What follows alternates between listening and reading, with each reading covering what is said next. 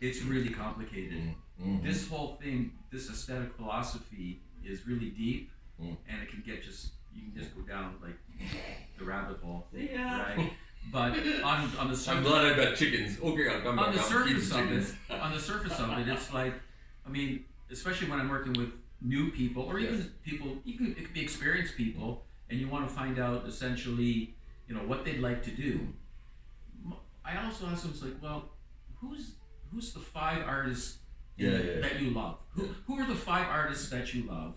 Okay, there's a reason you love them. Why do you love them? Well, I like the way he makes his marks. Oh, I like the way it's atmospheric. Oh, I like the way he's doing portraiture or whatever.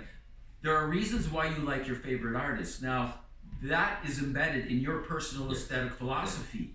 That's what you respond to, right? So if you're responding to that, then perhaps maybe you want to go down that path and try to make your own.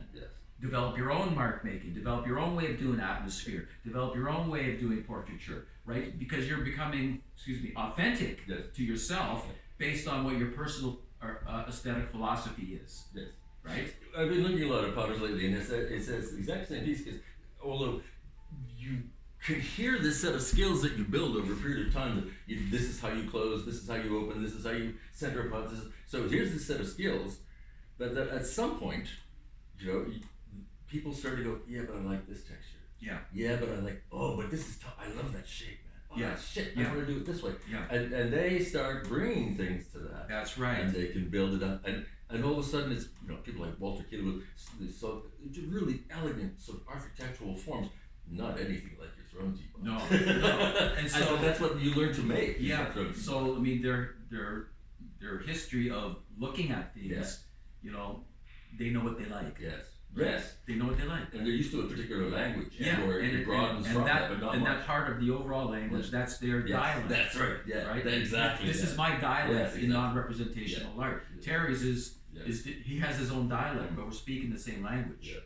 We'll have conversations about, literally a half-inch little mark on a painting that's filled with hundreds of marks. It's like, you know what? But that one right there. If that mark wasn't there, it wouldn't make the painting work. I know.